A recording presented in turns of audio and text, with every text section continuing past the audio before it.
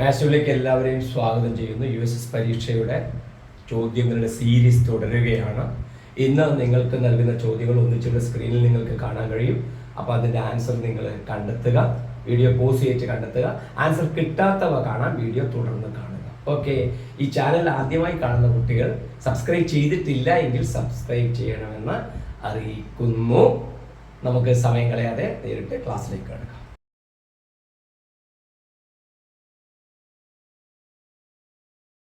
First question, Gopal and Usman divided an amount in the ratio 5:3. 5:3 അവരവരുടെ amount divide ചെയ്യാണ്. ആരെല്ലാം ഗോപാലിനെ G വിളിച്ചു, ഉസ്മാനെ യു എന്ന് വിളിക്കുകയാണ് കേട്ടോ. എങ്കിൽ Gopalan got 300 rupees more. What amount did they divide? ഇങ്ങനെ ഡിവൈഡ് ചെയ്തപ്പോൾ ഗോപാലന് എത്ര കിട്ടിയത്? 300 രൂപ അധികം കിട്ടി. 300 എക്സസ് കൂടുതൽ, 300 മോർ കൂടുതൽ കിട്ടി, 300 കൂടുതൽ കിട്ടി. എങ്കിൽ അവർ ഡിവൈഡ് ചെയ്തത് എത്ര എമൗണ്ട് ആണെന്നാണ് ചോദ്യം.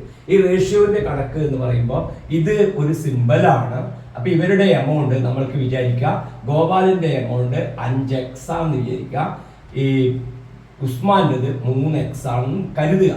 5x എക്സ് നമുക്ക് അറിയില്ല, എത്രയാണെന്ന് അറിയില്ല. 5x 3x ആണ്. അപ്പൊ ഇവരുടെ ഡിഫറൻസ് എത്ര? 5x 3x കുറക്കുക. അപ്പൊ നമുക്ക് എത്ര കിട്ടും? 2x. അപ്പൊ ഈ 2x എത്ര കിട്ടും? 300 എന്ന് കിട്ടും. അപ്പൊ x നമുക്ക് 150 കിട്ടും. 2x 300 ആകുമ്പോൾ 1x 150. ഐഡിയ മനസ്സിലായല്ലോ? അതായത് ഇവയുടെ ഡിഫറൻസ് 5x 3x കുറച്ചാലാണ് എത്ര? 2x കിട്ടുന്നത്. ഈ 2x ആണ് 300 രൂപ. കാരണം എന്താ?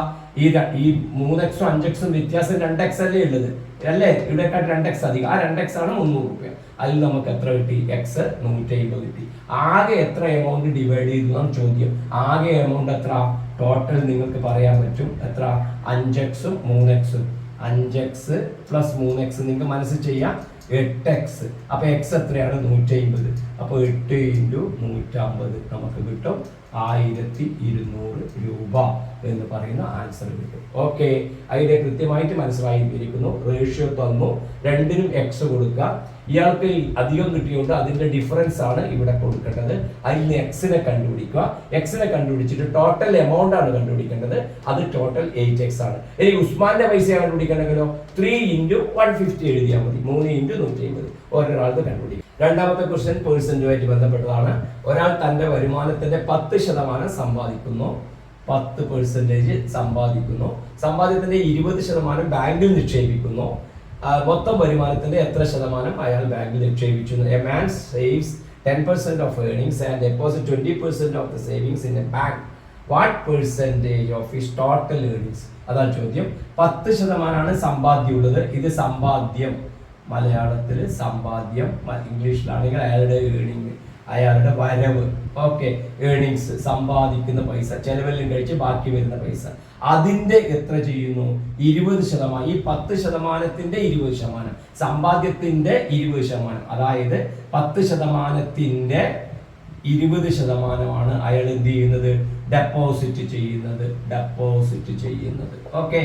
ഡെപ്പോസിറ്റ്, നിക്ഷേപിക്കുന്നത് 10%ത്തിന്റെ 20%. അത് കണ്ടുപിടിക്കാനോ? 10% എന്ന് എത്ര? 10/100.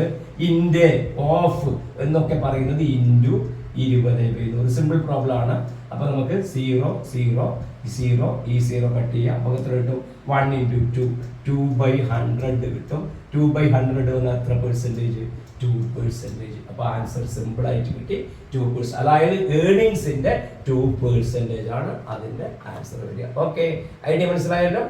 തേർഡ് ക്വസ്റ്റ്യൻ നിങ്ങൾക്ക് അവിടെ കാണാം. Which smallest 2-digit number added to 32,413 gives a multiple of 9? 32,413 ചേർത്താൽ ഏറ്റവും ചെറിയ രണ്ടക്ക സംഖ്യ ഏത്? 9. ഓക്കെ.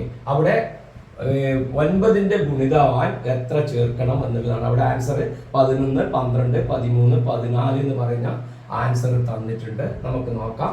അപ്പൊ നിങ്ങൾക്ക് ഇവിടെ 32,413 എന്ന നമ്പറാണ് നമ്മൾക്ക് തന്നിട്ടുള്ളത്. പക്ഷെ ഇത് അപ്പോൾ 9ന്റെ മൾട്ടിപ്പിൾ ആയിരിക്കില്ല. അപ്പൊ 9ന്റെ മൾട്ടിപ്പിളിന്റെ പ്രത്യേകത എന്താ? 9നെ കൊണ്ട് ഒരു നമ്പർ ഡിവൈഡ് ചെയ്യണമെങ്കിൽ, അല്ലെങ്കിൽ 9നെ കൊണ്ട് ഗുണിച്ചു കിട്ടിയ നമ്പർ ആണെങ്കിൽ ശ്രദ്ധിക്കുക. അതിന്റെ പോയിന്റ് ഇതാണ്. Sum of digits divided by 9 ആയിരിക്കണം. മലയാളത്തിൽ പറഞ്ഞാല് അക്കങ്ങളുടെ തുകയെ 9 കൊണ്ട് ഹരിക്കണം. ഇമ്പോർട്ടന്റ് ആണ് ഈ 9 കേട്ടോ. അക്കങ്ങളുടെ തുകയെ 9 കൊണ്ട് ഹരിക്കാൻ പറ്റണം. ഓക്കെ, നോക്കൂ കുട്ടികളെ, 3 2 5, 5 4 9, 9 3 10, 10 3 13. കിട്ടുന്നത് എത്രയാണ്? 13 ആണ് കിട്ടുന്നത്. അപ്പൊ 13നെ കിട്ടിക്കഴിഞ്ഞാൽ 13നെ 9 കൊണ്ട് ഹരിക്കാനാവില്ല. അതിന്റെ അർത്ഥം ഈ പറഞ്ഞ നമ്പറിനെ 9 കൊണ്ട് ഡിവൈഡ് ചെയ്യാൻ കഴിയില്ല. ഇതിനോട് ഏത് കൂട്ടിയാലും 9 കൊണ്ട് ഡിവൈഡ് ചെയ്യാൻ പറ്റുന്നില്ലാണ്. നോക്ക നിങ്ങൾ 13ന്റെ കൂടെ ശ്രദ്ധിക്കൂട്ടികളെ, ഈസിയാണ്. 13ന്റെ കൂടെ 5 കൂട്ടിയാൽ 18 കിട്ടും. ഈ 18 നമുക്ക് 9 കൊണ്ട് ഡിവൈഡ് ചെയ്യാൻ പറ്റും. അപ്പൊ 5 കൂട്ടിയാൽ 9 കൊണ്ട് ഡിവൈഡ് ചെയ്യാൻ പറ്റും. പക്ഷേ അവിടെ തന്നിരിക്കുന്ന ആൻസർ 5 ഇല്ല. 11 12 13 14 എന്നാണുള്ളത്. അപ്പൊ പിന്നെ എത്ര കൂട്ടണം? 18 ആയാലും 9 കൊണ്ട് ഡിവൈഡ് ചെയ്യാൻ പറ്റും. 27 ആയാലും 9 കൊണ്ട് ഡിവൈഡ് ചെയ്യാൻ പറ്റുമല്ലോ. അപ്പൊ എന്ത് ചെയ്താൽ മതി? 13ന്റെ കൂടെ എത്ര കൂട്ടിയാൽ മതി? അതില് 14 കൂട്ടിയാൽ 27 കിട്ടുമല്ലോ. ഇത് ആൻസർ ആവില്ല, തെറ്റാണ്. ഞാൻ നിങ്ങൾക്ക് മനസ്സിലാവാൻ വേണ്ടിയിട്ട് പറഞ്ഞു മാത്രമേ ഉള്ളൂ. 13ഉം 14ഉം എത്ര കിട്ടും നമുക്ക്? 27. 27നെ എത്ര കൊണ്ട് ഡിവൈഡ് ചെയ്യാൻ പറ്റും?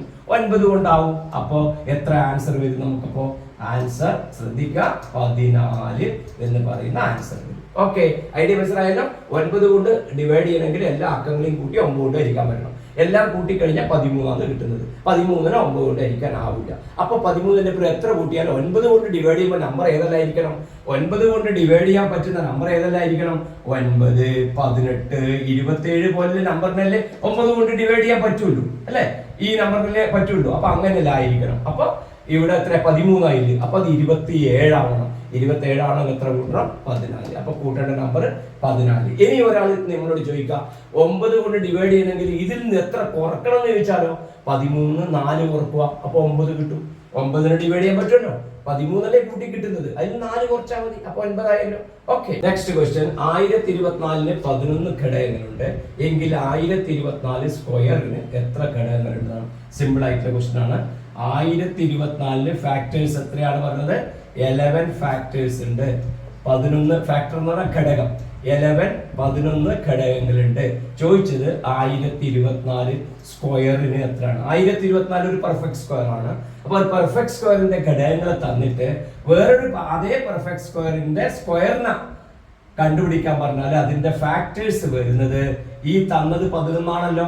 11 കൂട്ടിയിട്ട് അതിൽ നിന്ന് 1 കുറച്ചാൽ മതി. അപ്പൊ ആൻസർ എത്ര? 11 22. അതിൽ നിന്ന് 1 കുറച്ചാൽ 21 ഫാക്ടേഴ്സ് കിട്ടും. ഓക്കെ, ഇതൊന്ന് ഓർമ്മിച്ച് വെക്കുക. എന്താ ഓർമ്മിച്ച് വെക്കേണ്ട കാര്യം? ഒരു നമ്പറിന്റെ ഫാക്ടേഴ്സ് തന്നിട്ട് ആ നമ്പറിന്റെ സ്ക്വയറിന്റെ ഫാക്ടേഴ്സ് കണ്ടുപിടിക്കാൻ പറഞ്ഞാൽ ചെയ്യേണ്ടത് എന്താണ്? അതിന്റെ ഇരട്ടി കണ്ടിട്ട് 11 ഇരട്ടിയല്ലേ വരിക, എന്നിട്ട് 1 കുറക്കുക. ശ്രദ്ധിക്കണം, ഈ നമ്പർ ഒരു സ്ക്വയർ ആയിരിക്കണം. അപ്പൊ സ്ക്വയർ ആണെങ്കിൽ മാത്രമേ ഇങ്ങനെ കണ്ടുപിടിക്കാൻ പറ്റുള്ളൂ. അല്ലാതെ വേറെ നമുക്ക് ഇങ്ങനെ എഴുതി കണ്ടുപിടിക്കാൻ നമുക്ക് സമയമില്ലല്ലോ. അപ്പൊ നമുക്ക് ചോദ്യങ്ങൾ വരുന്നത് എന്തെങ്കിലും ഒരു പ്രത്യേകതയിലെ ചോദ്യങ്ങളായിരിക്കും എപ്പോഴും വരിക. അതൊന്ന് ഓർമ്മിച്ച് വെക്കുക. ഓക്കെ, 5th ക്വസ്റ്റ്യൻ നിങ്ങൾക്ക് അവിടെ കാണാം.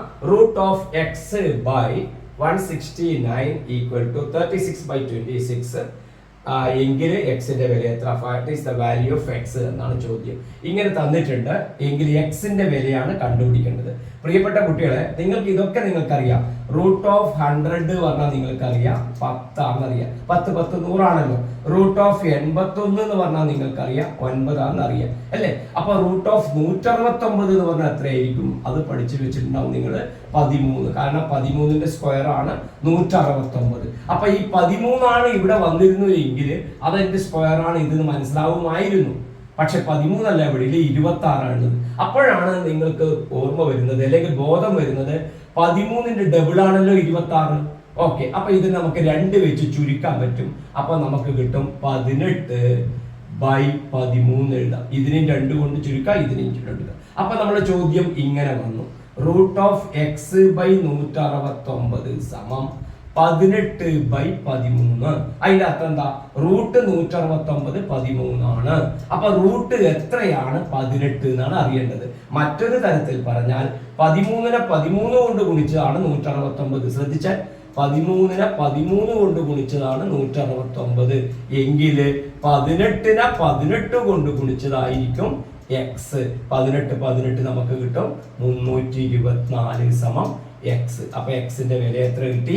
324. അപ്പൊ പരിചയമില്ലാത്ത മോഡലിൽ ചോദ്യങ്ങൾ വരുന്നുണ്ടെങ്കിൽ കുട്ടികൾ ശ്രദ്ധിക്കുക, അതിൽ എന്തെങ്കിലും ഒരു ഐഡിയ ഉണ്ടാവും. അപ്പോൾ ഒന്നാമത്തെ റൗണ്ടിൽ പരീക്ഷയ്ക്ക് എഴുതുമ്പോൾ ഫസ്റ്റ് റൗണ്ടിൽ തന്നെ ചോദ്യങ്ങൾ കിട്ടുന്നില്ല എങ്കിൽ സെക്കൻഡ് റൗണ്ടിൽ ഒന്ന് ആലോചിച്ച് നോക്കുക. ഓക്കെ, ഇപ്പൊ ഐഡിയ മനസ്സിലായല്ലോ.